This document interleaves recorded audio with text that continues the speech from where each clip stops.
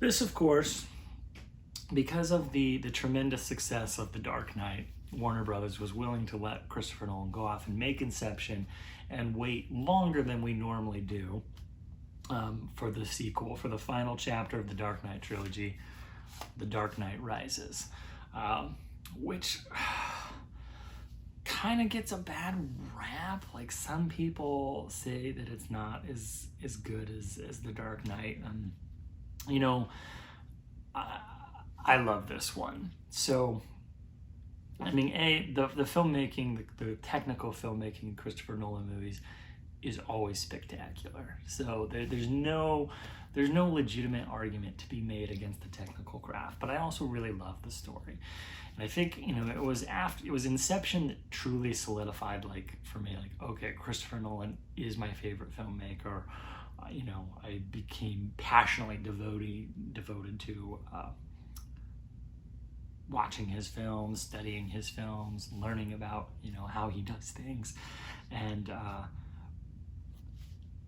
honestly, for me, like, The Dark Knight, there's some elements about it that some people complain about. For me, what I love most about this movie is that he said, okay, I'm going to make 3 Batman movies, and I'm going to bring the story to a definitive conclusion. And I really love the conclusion that this comes to. Again, if you haven't seen it, I don't want to spoil it, but, like, if you pay attention to the themes that are set up in Batman Begins, and the reasons why in this iteration of Batman that Bruce Wayne is doing what he's doing, when you get to The Dark Knight Rises and you see the way the movie ends, it's like, yes, this was a story with a beginning, a middle, and an end, and that end makes perfect sense in relation to where we began. There's also another personal note on why I love this one so much, which takes us back to my childhood again. So, Batman Returns came out in 1992, and at that time I was living in a very small town in Wyoming, and so it took a while before Batman Returns. That's the second Tim Burton, Michael Keaton Batman movie, with the Penguin played by Danny DeVito and Catwoman played by Michelle Pfeiffer. So it took a while for that one to make it to our hometown single screen, or maybe we had 2 screens at that point. But it took a while for it to get to our movie theater. It gets there and it arrives. Wouldn't you know it, it arrives the week of my birthday. And so I got to go see Batman Returns on my birthday. And Batman Returns, if you haven't seen it, it is not for children. It is very dark, it is very violent, and here's the thing. It came along at a point in my life where I was just old enough to pick up a lot on a lot of the darker thematic material, but not really old enough or experienced enough to process a lot of it. So it really bothered me, it disturbed me, and I had trouble sleeping for weeks after that movie. My parents felt terrible because, I had gone to see the first one and it didn't bother me at all, and so they had no reason to believe that this one was going to bother me, although it did end up surprisingly being a lot more violent than the first one. But yeah, it really wasn't that stuff that bothered me so much. The Penguin is a very dark and disturbing character, and that bothered me. But I was also very bothered by the character of Catwoman. It really, really upset me that the way she's portrayed in that movie. She starts out as this seemingly very happy person who just a lot of bad things happen to her, and it drives her mad, and she becomes Catwoman, and she becomes villainous. But I remember really being bothered too by the fact that at the end of the movie, Bruce Wayne / Batman is trying to convince her basically not to be a villain. Like, going back to the comic books, there's always some romantic tension between Batman and Catwoman. And he is, there's this point at the end of Batman Returns where he's pleading with her basically to, that they could be together. They could, that they they love each other, and they could have this, you know, they could put this stuff aside, and, you know, and spoiler alert, she doesn't do it. And, you know, it bothered me. It bothered me that, like, it's funny, as I was 10 years old, but I really wanted them to end up together. I wanted that happy ending, and you don't get it in Batman Returns. 20 years later, to the day, I got to go see The Dark Knight Rises on my birthday. And in many ways, this movie, The Dark Knight Rises, rectified those things that bothered me so much about Batman Returns. So I love it for that reason as well.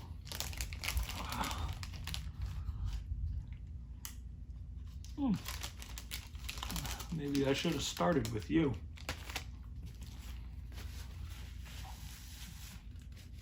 All right. This brings us to Interstellar.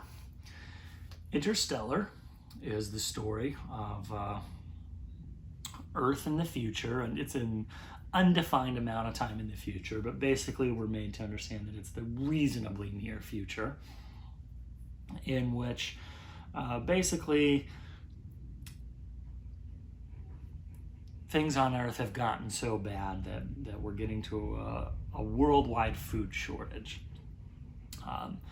There are, you know, dust storms and things, and it's getting to a point where we can no longer produce enough food to feed the planet, and there doesn't seem to be any way to correct it. And so you have Matthew McConaughey and Anne Hathaway, who are astronauts, and some other characters as well, who basically go on this mission to see if they can find a new planet to basically relocate as much of the human population as possible to this new planet, and see if we can make a go of it on another planet. And then this involves interstellar space travel. They go through like a wormhole, and they have these 3 different planets that are a possibility. That basically these are the 3 planets that, with the amount of time we have left on Earth, we might be able to construct some kind of spacecraft or something that gets enough of the human population to these planets, or, you know, to one of these new planets, to try and, you know, start over. So basically they have to go and investigate and see if any of these planets will be capable of sustaining human life. And it involves it's physics that I don't totally understand, but do you remember when the movie came out that Neil deGrasse Tyson said that, like, the theoretical physics of the movie were on point? So basically, you have some messing around with time based on gravity, and this idea that I guess when gravitational pulls are stronger, that the way we experience time within that gravitational pull is different from the way you would experience it outside of that hole. So, like, there's a really cool sequence in the movie where, I shouldn't tell you, I can't spoil it, but there's some cool time travel stuff in this one, and just, you know, delves into some big questions about the universe and deals with them in a cool way, and, you know, for me in a way that, you know that I like movies that leave me with something to think about and wrestle with afterward, and this one absolutely does it. There's also some cool stuff in this one, and just sort of the fun they have with some of the different planets that they go to. And, you know, one of the hallmarks of Christopher Nolan movies is a realism. You know, it's not, even though he is a professed Star Wars fan, he loves Star Wars, he doesn't really take that kind of approach to it. He you know, his approach to, you know, space travel and stuff like that is very much like, what would happen, what could potentially happen in real life, but it still finds some really interesting things to do with the different challenges that they run into. Okay, well, this brings us to the final film in the retrospective, which is Dunkirk. Dunkirk came out just a few years ago, 2017. It is Christopher Nolan's war film. It is about the evacuation of Dunkirk in World War II, and basically we had all of the majority of the British Army had been cornered by the the Nazis, or the Axis armies, and it's the story of that historic evacuation, where basically you had a bunch of fishermen and people with just little tiny boats that all crossed that channel to evacuate the army, and if they hadn't, the British army would have been pretty much wiped out, and who only knows what might have happened in terms of what might have happened when the Allied forces, when America entered the war, and when we actually, D-Day and all of those things. So it's a cool movie to me, just because it marked such a historic battle, in which was ultimately a retreat, but it was that retreat that in some ways allowed for the tide to turn in that war. And I think that in and of itself is just an interesting story. But like all Christopher Nolan movies, he finds interesting ways to play with the way the story is told. So you have like one of my, I'm not spoiling anything, I don't think, but there's an interesting sequence in the movie where a plane is going down, and we see it from the perspective of these soldiers that are on the beach, and the plane goes down and it crashes, and it's like happens in moments.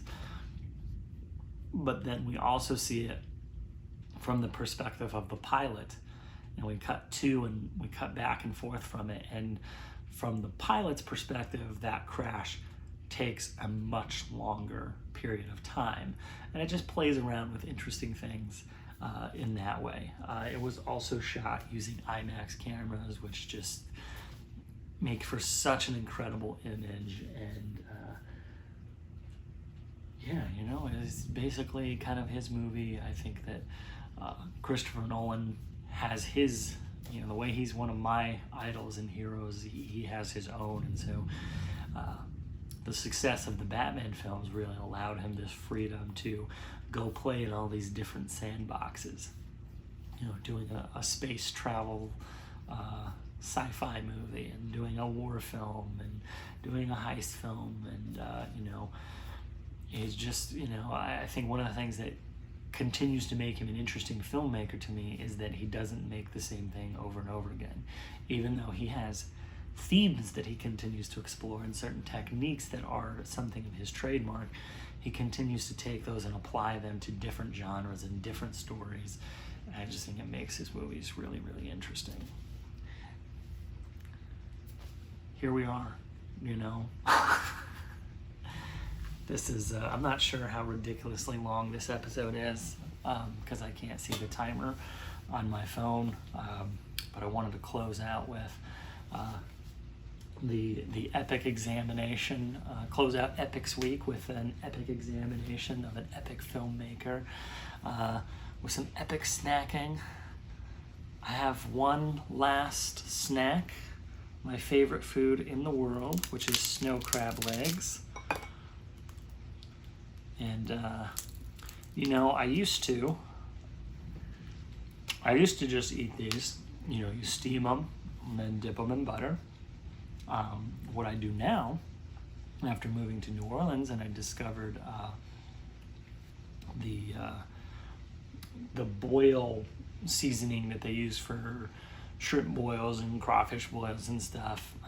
I use that, and I'll put several scoops of that into a pot of boiling water, and I throw the crab legs in that for a few minutes, and I like to put a little bit of that seasoning in the butter as well.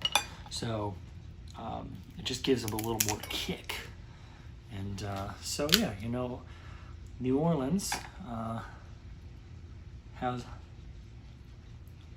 changed the way that I eat my crab legs a little bit.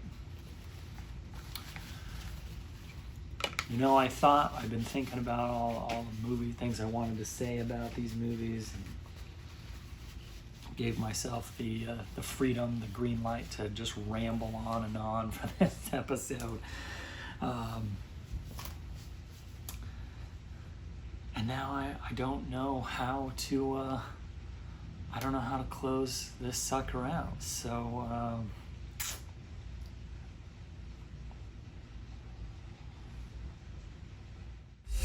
as we go on, we remember all the times we had together, and as our lives change from whatever, we will still be friends forever.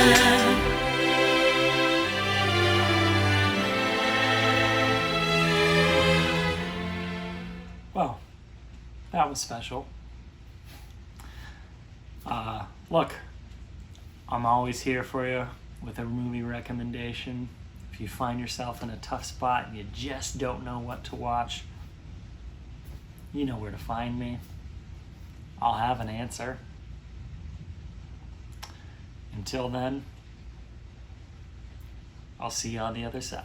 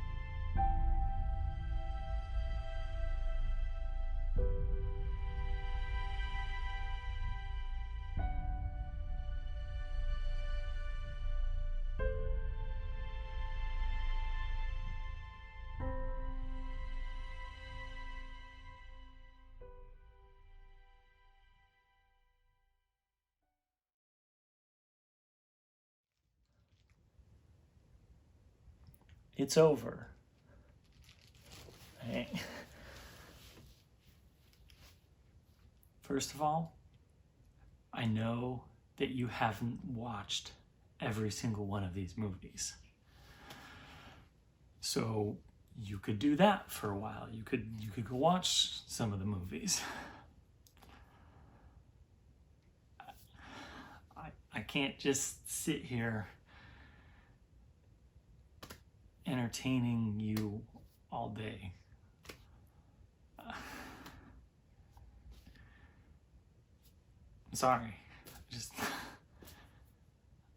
I have other things that I want to do. I'm gonna have to think about trimming my beard at some point.